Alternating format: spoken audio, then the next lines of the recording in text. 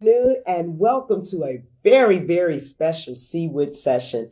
What's a WHITT session? I'm so glad you asked. A WHITT session is a pop-up interview in a pop-up location with a surprise guest. Surprise! It is none other than Marcus Martin of Grace Beyond Borders, and we have something in common today. Well, you have it all month long, but today is my anniversary. And it is also the 10-year anniversary of Grace Beyond Borders, which we are marking all the month of May. Congratulations, Mr. Martin, and welcome. Thank you. And I'm honored to, again, be a part of CWIT, and just happy to have opportunity to talk with all the guests out here today and those who are supporters, particularly our supporters, because we would not have made it to 10 years without them. So take us back down memory lane. 10 years ago, when you got the call in that, I think you were kind of like, not me, Lord, me? Are you sure this is what you want me to do?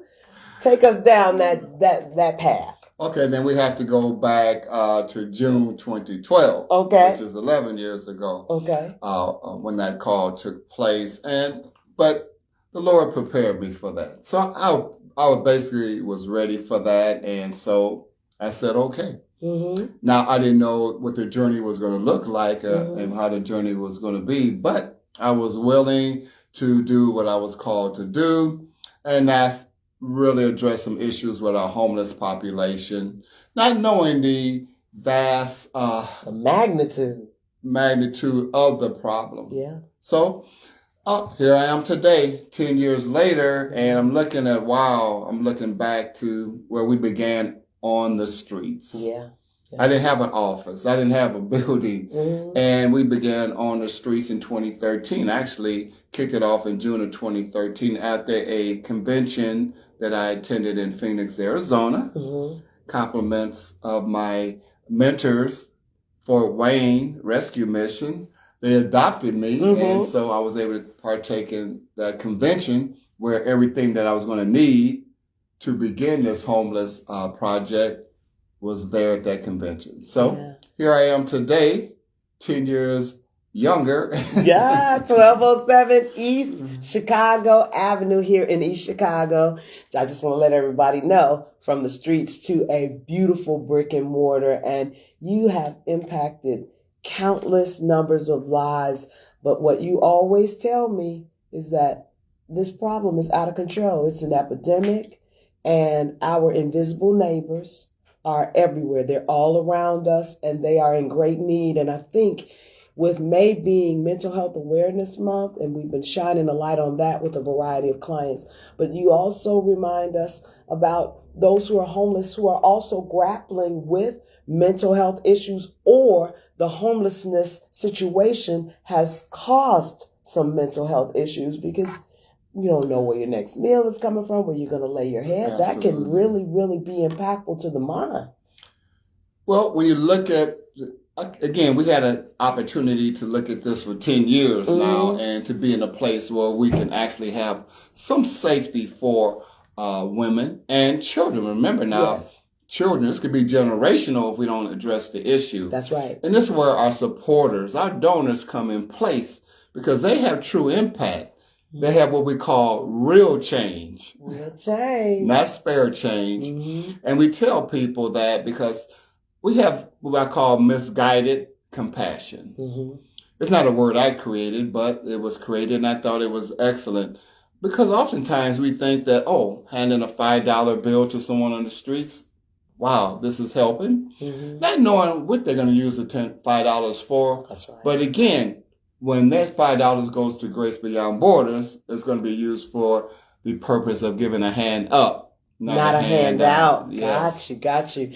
You know, it makes me think about the analogy that I heard in a sermon once about what something looks like in one hand versus another hand. Mm. So a basketball in my hand, you already know what that situation is, but a basketball in Michael Jordan's hand, a whole different story. And I liken that as well with us just giving spare change on the streets versus giving to the organization that has spent the past 10 years giving a hand up, not a hand out. So we're doing a campaign, a 10-year anniversary celebration. But for me, it's not even about the anniversary because there's no bad time to donate and support Grace Beyond Borders. But we're making it easy for them. Talk a little bit about this 10-year anniversary and the real change impact that we're looking to make. Well, one, we're going to we've sent invitations out to many of our donors, and I'm going way back to 2013. Mm-hmm. And actually 2018 when we had a night without a home. And for 30 nights, I stayed in the different locations and raised the dollars that end up being the down payment for the mortgage on this building. So that was huge. Mm-hmm. And one of the ways I like to thank the individuals is to invite them here, those donors, those foundational donors, to come here and see what their dollars are doing. I love it. Because people want to know, okay, I donate these dollars, okay, where are they going? Mm-hmm. How are they helping? Mm-hmm. Well, they'll see the reality here and get a full understanding, get educated about what we do here, because it's very intense. It is. And I also looked at this as an opportunity from our end, letting people know about the 10-year anniversary to introduce new donors to Grace Beyond Borders, because we can push the word out, but there's always somebody who doesn't know, oh, wow, That's is an organization who's making an impact, not just here in East Chicago, all throughout Northwest Indiana and Chicagoland. And again, you can't do this alone, and you can't carry this load by yourself. And the phones ring constantly. People stop by constantly. But I'm always trying to have this conversation with you, Mr. Martin, to help us to give with impact. Because dropping off a whole stack of clothes because I'm cleaning out my closet doesn't help the way writing a check saying this is going toward a program, this is going to feed a family, this is going to provide counseling to get a job or to help them get into their apartment. So help us give correctly, Mr. Martin. What is this campaign doing? And tell us the levels. That's great.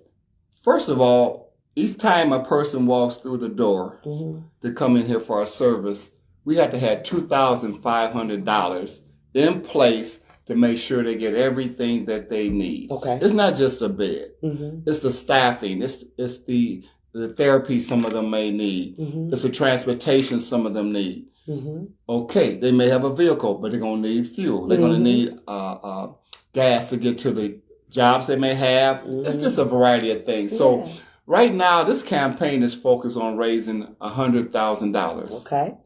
And the reason for that is we need staffing. We're 24 hours, 7 days a week. Mm-hmm.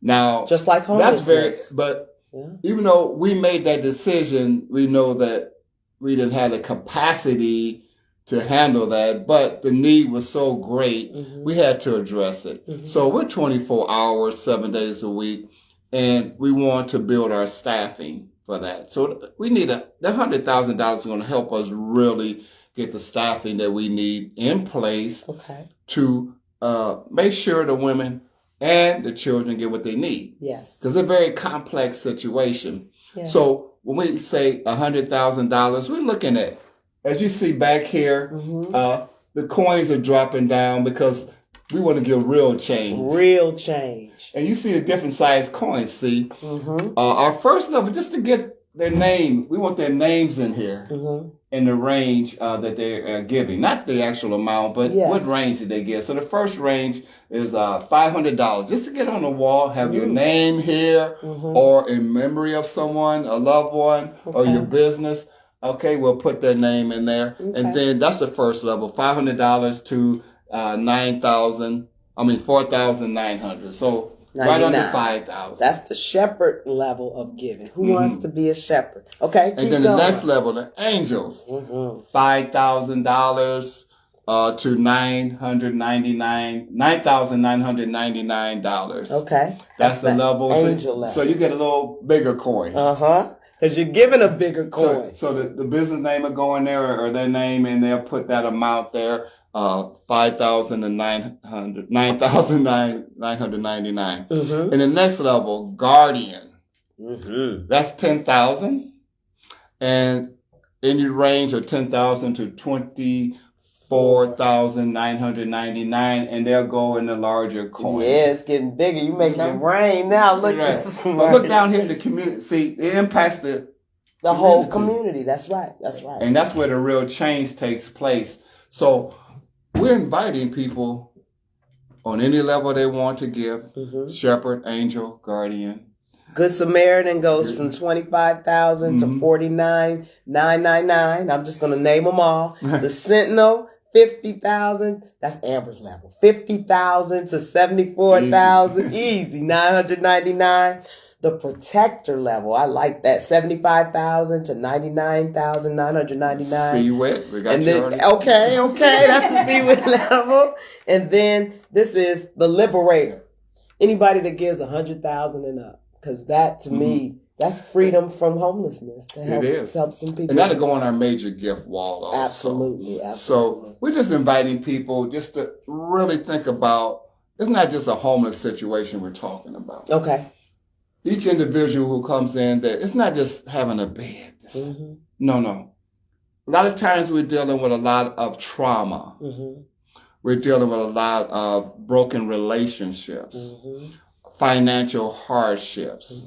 Domestic violence. Domestic violence is off the chain. It's very huge. So when all of that is happening here, we have to have a team here constantly working with the women, encouraging the women, because they have classes they have to complete. Okay. They have various assignments and tasks that they are. They can't just come here and say, I'm here for shelter.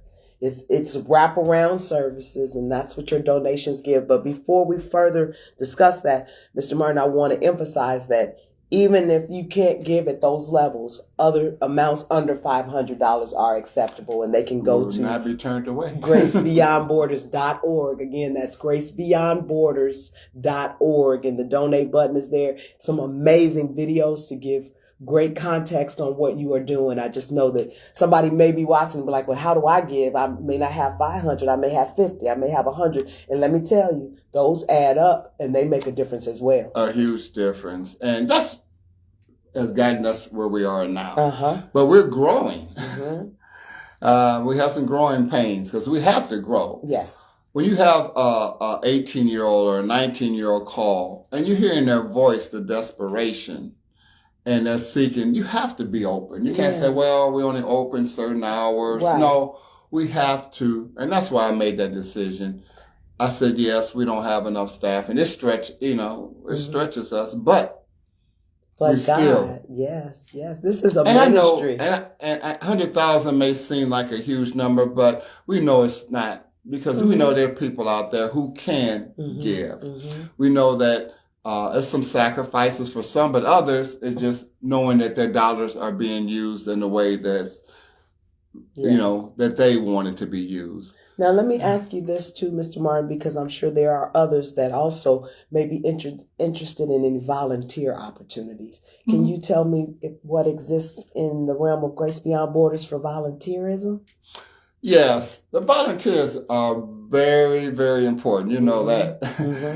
Volunteers help out in a number of different ways. In fact, the volunteers are on site pretty much cover the 24-hour range that we're here. So they're here to help out in any way, to make sure, again, they may not have the same contact with the clients or the residents, we call them, or guests. They don't have the same contact, but they're there to help out in some type of way so that they're safe. And to make sure that if there's any situations that need to be dealt with or reported back, that it gets back to those who are not necessarily on the floor every day with them, and to make sure that those needs are met. Now, volunteers have to go through a background check. What are the requirements to become a volunteer? Great question. Yes, the background check is critical. Also, orientation. We have 3 different levels of volunteers. Some volunteers just come out on special event days and they help out in a variety of ways. They work the front, the desk where people sign in, or they serve the meals, or they help preparation of the meals, or anything like that. Also, the next level of volunteers are those who go through and they want to do a little bit more. They want to be here. They want to answer the phones. They want to be able to enter some data into our database and things like that. So that helps out. And Also, you can answer the phone at home. We can transfer our number to your house, so you don't have to even move out the rocking chair. That's great to know. Off the couch. Okay. Yeah, so. But you got to answer. You have to answer.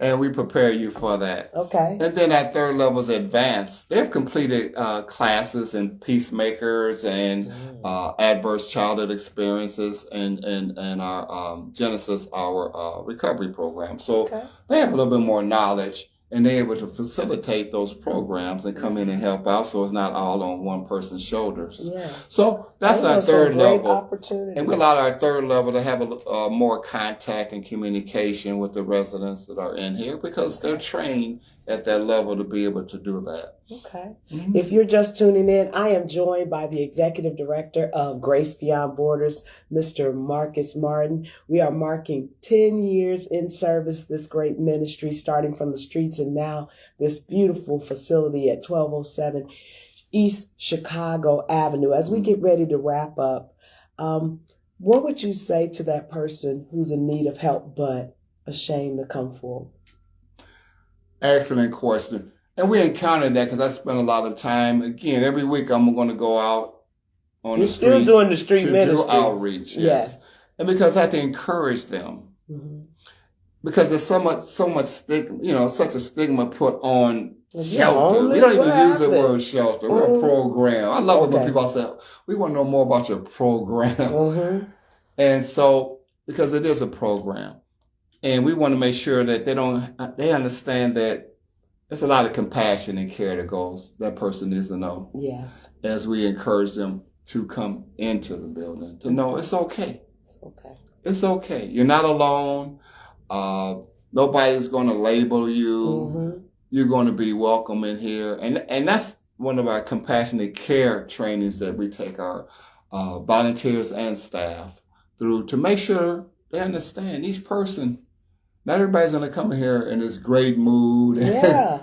I'm going not everybody's going to come in here and like, okay, what next do I do? Right. We got some of our residents, they're just so helpful. And we got other ones, okay, why do I need to do that? Yeah. Why do I need to do this? And you have these capable volunteers and an amazing staff. But as we have talked about today, that's why we are raising dollars to fund that staffing. Mr. Martin right now steps out on faith. And we are definitely appreciative to organizations like Foundations of East Chicago, Powers and Sons, that give on a regular basis. But we got to fan out that responsibility. I'm just here to say that it rests on all of us as we look to take care of the communities that we serve. Mm-hmm. Because if we don't do something about it, the problem continues to escalate. And, Mr. Martin, I thought about you with the situation that's going on over in Chicago. Mm. And we have the individuals who are being transported from the border, and they're just dropping them off at police stations. It's like, how must they feel to just have nothing, or they're only what's on their back and their belongings, and they're just dropping them off in the city. And then I think about you, that sometimes people are in that situation that this is all I have, and I am here, and I need help. And that's why we need to raise these dollars for Grace Beyond Borders, not just for May with the anniversary. That's a wonderful mile marker. However, this is nonstop. We're going to celebrate throughout the entire year. Okay. We're going to celebrate until we hit that 11th anniversary. Okay. Then we might kick it off again. Let's kick it off again. I'm with you. But homelessness impacts everyone. Okay. And if people wait until it impacts them and like, they pick up the phone, can you help me? Can you help me? I have a child, or I have a grandchild, or a friend. Can you help? But the support that we need has to be in place. That's right. In order for us to say yes. Yeah. Because we're going to grow here. Yes, we have the place here, but we don't have enough space for families, for single moms with children. So I'm looking ahead. Okay? Mm-hmm. This 100,000 only taking care of us making it 24 hours, 7 days a week strong. Mm-hmm. But then not after that, I have to look forward to, okay, how do we expand? How do we grow and have more space? Yes. And we do have a second level up here. I'm looking at that. Yes. So I know the need is there, but people understand the needs are always going to be there. And don't wait until it hits you support now. It's a lot easier when things are in place because ready to go. You could very well be the person that's homeless. Oh, well, that's it. That's the powerful you could statement. Very well be the person it could be that's homeless. you. And so as we wrap up this WHITT session, I implore you once again to show your support to Grace Beyond Borders. You want to learn more about the mission, book a tour. If you want to learn more, you can also visit the website, gracebeyondborders.org. All of the information is there, the contact information, the way to give. And Mr. Martin, I just want to, again, congratulate you and thank you for staying on this journey that God placed you on back in 2012. And here you are, 11 years later, celebrating 10 years. And it's my gut that they are going to show up in a mighty way on your behalf. God bless you. And I appreciate you. I'm always grateful for you. You have just been an Amber who assists you and Hope, the entire team. Yes, we love us. I'm grateful for what you do and the marketing, the PR that's so critical because people have to understand. And understand in order to bring real change and change our communities, somebody has to be there for them. Just like the migrants coming over. Somebody has to open the door, whether we like it or not, someone. And we already have been impacted by it. Really? Yes. It's reached as far as East Chicago. Well, then that really We have 3 cases. Okay. 2 families and 1 individual. Yes, it's already reached us. Okay. I wasn't sure. I didn't want to go on record, but you have just confirmed it. We are sounding the alarm. You have been watching a WHITT session, which is a pop-up interview in a pop-up location with an amazing guest today in Mr. Marcus Martin of Grace Beyond Borders. Again, no amount is too little to make real change. Go to the website today, and it's time to make your real impact. gracebeyondborders.org. Thanks so much for watching, and we'll see you next time.